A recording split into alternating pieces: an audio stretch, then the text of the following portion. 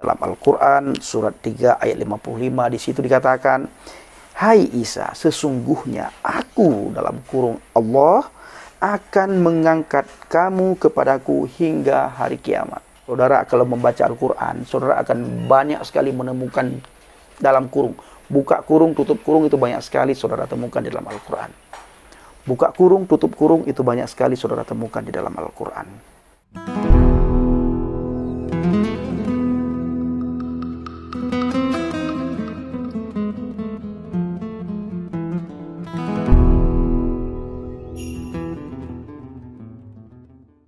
Haleluya, haleluya. Assalamualaikum warahmatullahi. Salam Aki. Aku kabarkan Injil keselamatan. Bapak Ibu yang dikasihi Tuhan, ketemu lagi dengan saya, Evangelis Avraham Effendi Usman. Bagaimana kabar kita semuanya? Haleluya, luar biasa. Saya selalu berdoa kepada Tuhan untuk para subscriber, pencinta channel Injil Kabar Baik Habaget, agar selalu dalam lindungan Tuhan. Apapun yang saudara lakukan dan kerjakan, pasti dibuat oleh Tuhan berhasil, selama itu tidak bertentangan dengan firman Tuhan. Pada kesempatan ini Bapak Ibu, saya mengajak saudara untuk berpikir secara akal sehat, berpikir secara jernih, dan berpikir secara kritis, sehingga saudara bisa terbuka hati, bisa terbuka pikiran untuk menemukan kebenaran. Karena hanya dengan kebenaran kita dimerdekakan. Dimerdekakan dari dosa, dimerdekakan dari ikatan agama, dimerdekakan dari ikatan duniawi, termasuk dimerdekakan dari ikatan hawa nafsu yang selama ini membelenggu kita. Sehingga kita bisa melihat, bisa memperhatikan, bisa merenungkan mana ajaran yang benar-benar datang dari Tuhan, mana ajaran yang menurut hawa nafsunya, yaitu ajaran dunia. Nah, ajaran Tuhan Bapak Ibu itu selalu bertentangan dengan ajaran dunia. Salah satunya Tuhan berkata, ampunilah musuhmu. Kalau dunia Bapak Ibu tidak bisa mengampuni musuh. Tapi inilah ajaran Tuhan. Ampuni musuhmu, kasihi mereka yang menganiaya kamu, kasihi mereka yang membenci kamu, kasihi mereka yang mengucilkan kamu, kasihi mereka yang memfitnah kamu. Nah, ini adalah ajaran Tuhan, ajaran Alkitab. Makanya berbeda sekali ajaran Alkitab, ajaran Tuhan itu dengan ajaran dunia. Kita sangat perlu. Dan kita harus dan didorong oleh Alkitab untuk tinggal di dalam firman. Nah, pada kesempatan ini Bapak Ibu, saya mengajak saudara untuk melihat dua hal yang paling penting menurut saya, sehingga nantinya saudara bisa merenungkan sendiri dan saudara nanti bisa mengambil keputusan. Benarkah apa yang saya sampaikan ini?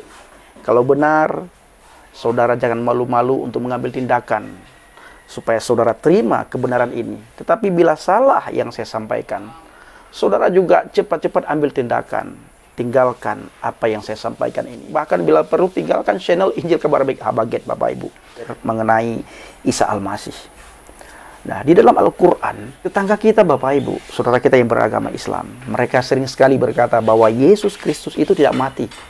Yesus Kristus tidak disalib. Nah, benarkah demikian? Kita jangan melihat Alkitab. Kalau kita melihat Alkitab, mereka mungkin sudah tidak percaya lagi kepada Alkitab, karena menurut mereka Alkitab ini sudah dipalsukan. Menurut mereka Alkitab ini sudah diutak-atik oleh tangan manusia. Menurut mereka Alkitab ini sudah diubah-ubah oleh tangan manusia. Nah, tetapi apa yang saya sampaikan tadi tidak ada di Alkitab mereka, di kitab suci mereka. Apa itu Bang Pendi? Kasihilah musuhmu, doakan mereka yang menganiaya kamu. Ini nggak ada. Yang ada apa?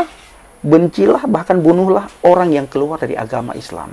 Nah, ini tertulis dengan jelas dalam Al-Quran. Tapi pada kesempatan ini Bapak Ibu, saya akan membahas mengenai Isa yang menurut mereka tidak mati, menurut mereka tidak disalib. Nah, benarkah demikian? Ayo kita melihat.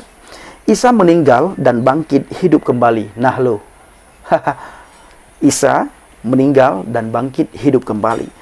Nah, di mana tertulis Bang Effendi Usman di dalam Al-Quran 19 ayat 33. Pada hari aku dalam kurung Isa Al-Masih dilahirkan. Pada hari aku meninggal dan pada hari aku dibangkitkan hidup kembali. Perhatikan baik-baik. Pada hari aku meninggal dikatakan di dalam Al-Quran surat 19 ayat 33. Berarti dia mengalami mati. Karena ini tidak perlu kita melihat tafsir-tafsir yang lain. Cukup kita melihat ayat ini, kita sudah tahu, oh Isa Al-Masih pernah mengalami kematian. Karena di situ dikatakan pada hari aku meninggal dan pada hari aku dibangkitkan hidup kembali. Nah, ini hampir sama dengan kata-kata Alkitab. Setelah Yesus mengalami kematian dan dia bangkit. Nah, Isa Al-Masih melewati semua fase hidup, kelahiran, kematian, dan kebangkitan. Hal ini mengkonfirmasikan bahwa Isa Al-Masih mengalami kebangkitan dari orang mati.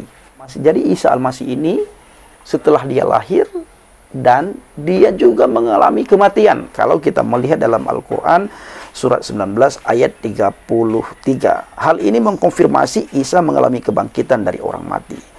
Sehubungan dengan hal ini, akidah Islam, ajaran Islam, dan Kristen sepaham bahwa Isa Al-Masih sekarang berada di surga. Dalam Al-Quran, surat 3 ayat 55, di situ dikatakan, "Hai Isa, sesungguhnya aku," dalam kurung Allah, "akan mengangkat kamu kepadaku hingga hari kiamat." Nah, di dalam Al-Quran, Bapak Ibu, saudara kalau membaca Al-Quran, saudara akan banyak sekali menemukan dalam kurung. Buka kurung, tutup kurung, itu banyak sekali saudara temukan di dalam Al-Quran. Buka kurung, tutup kurung, itu banyak sekali saudara temukan di dalam Al-Quran. Nah, yang selanjutnya Bapak Ibu, Isa menjadi tanda dan rahmat bagi manusia. Nah, ini paling penting. Isa Al-Masih ternyata dia menjadi tanda dan rahmat bagi manusia. Di mana tertulis Bang Evangelis Effendi, Jibril berkata dalam Al-Quran 19 ayat 21. "Kami menjadikannya," buka kurung, Isa, tutup kurung, "suatu tanda bagi manusia dan sebagai rahmat dari kami." Suatu tanda bagi manusia. Jadi Isa Al-Masih ini bukan suatu tanda bagi kaum Bani Israel saja. Kalau saudara kita menyebarkan isu bahwa Isa Al-Masih atau Yesus Kristus itu menjadi tanda bagi suatu kaum. Yesus Kristus datang untuk kaum Bani Israel, bukan untuk orang Aceh, bukan untuk orang Jawa, bukan untuk orang Chinese, bukan untuk orang Batak, bukan untuk orang Manado, bukan untuk orang Sunda, bukan untuk suku-suku yang lain, bukan untuk kaum yang lain, bukan untuk agama yang lain, tetapi Yesus Kristus, kata teman kita, kata tetangga kita, termasuk kata ustadz yang sering menyebarkan isu hoak bahwa Yesus datang untuk kaumnya, yaitu untuk Bani Israel. Nah, kenapa mereka bisa berkata seperti itu, Bang Pendi? Karena mereka hanya melihat satu ayat, tidak melihat ayat setelahnya, dan tidak pernah membaca ayat sebelumnya. Ayat yang mereka lihat menurut pikiran mereka, ayat yang mereka lihat menurut mata mereka, dan mereka tidak mau menelaah kata demi kata. Setelah mereka tidak mau menelaah kata demi kata, mereka sebarkan isu tersebut, Bapak Ibu, bahwa Yesus Kristus atau Isa Al-Masih datang untuk kaumnya. Di sini jelas dikatakan di dalam surat Al-Quran, Isa Al-Masih menjadi tanda rahmat dan rahmat bagi manusia. Bagi manusia berarti termasuk saudara dan saya, termasuk semua kaum, termasuk semua agama, termasuk semua ras, termasuk semua suku. Isa datang ke situ, Bapak Ibu. Di mana tertulis dalam Al-Quran? Surat 19 ayat 21. "Kami menjadikannya," Isa Al-Masih, "suatu tanda bagi manusia dan sebagai rahmat dari kami." Setelah Isa Al-Masih menjadi tanda bagi manusia dan dia juga menjadi rahmat. Jadi Isa Al-Masih sebagai rahmat. Dia datang ke dunia ini sebagai rahmat, Bapak Ibu, yang dikasih Tuhan. Kalau kita melihat dalam Alkitab, Bapak Ibu, hal ini adalah jalan Tuhan untuk keselamatan manusia. Dalam Injil Yohanes 10 ayat 28, di situ jelas sekali ditulis, "Aku memberikan hidup yang kekal." Yesus Kristus memberikan hidup yang kekal kepada mereka, atau kepada pengikutnya, atau kepada orang yang beriman kepadanya, orang yang percaya kepadanya, dan mereka pasti tidak akan binasa sampai selama-lamanya, dan seorang pun tidak akan merebut mereka dari tanganku. Tertulis dengan jelas dalam Injil Yohanes 10 ayat 28. Ini ayat tidak perlu lagi penafsiran, Bapak Ibu. Sudah jelas sekali, siapapun yang percaya kepada Yesus Kristus, dia memperoleh hidup yang kekal. Karena Yesus menjadi tanda bagi manusia, dan dia sebagai rahmat bagi sekalian makhluk, bagi sekalian manusia. Dia menjadi rahmat bagi dunia ini. Dia menjadi rahmat bagi saudara dan saya. Makanya ketika orang dijamah oleh Yesus, orang itu tidak bisa menunda-nunda Bapak Ibu untuk datang kepada Yesus. Tidak bisa. Karena ada satu kecamuknya di dalam hati dan pikirannya. Seperti ada satu perlawanan. Dia harus datang kepada kebenaran itu. Itu ketika orang dijamah oleh Tuhan. Tetapi sering sekali kita mendengarkan, pas saya tidak pernah dijamah.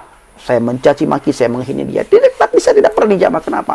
Itu dikarenakan saudara tidak mau membuka sedikit hati, sedikit pikiran untuk kebenaran. Belum apa-apa, saudara sudah benci dulu kepada Yesus. Belum apa-apa, saudara sudah menghina dulu. Belum apa-apa, saudara sudah sangat kesal sekali. Bukan saja dengan Yesus, tapi dengan orang Kristen. Maka, kebenaran apapun yang kami sampaikan, sehebat apapun penyampaian kami tentang kebenaran, Anda tidak pernah mendengarkan, bahkan Anda menolak sebelum Anda mendengarkan. Jadi bagaimana kebenaran itu bisa sampai ke akal, bisa sampai ke pikiran, bisa sampai ke hati Anda. Nah, saudaraku yang dikasihi Tuhan dan yang saya kasihi, kiranya video singkat ini menjadi berkat bagi kita semuanya.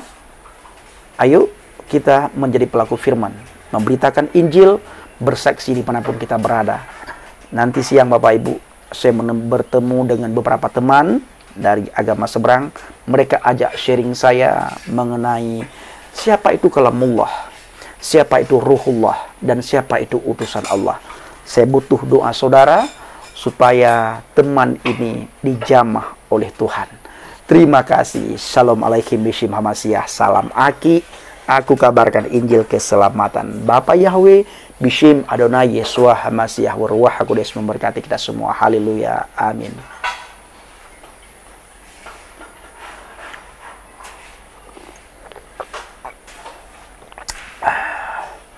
Kopi nikmat, sedap rasanya, segar.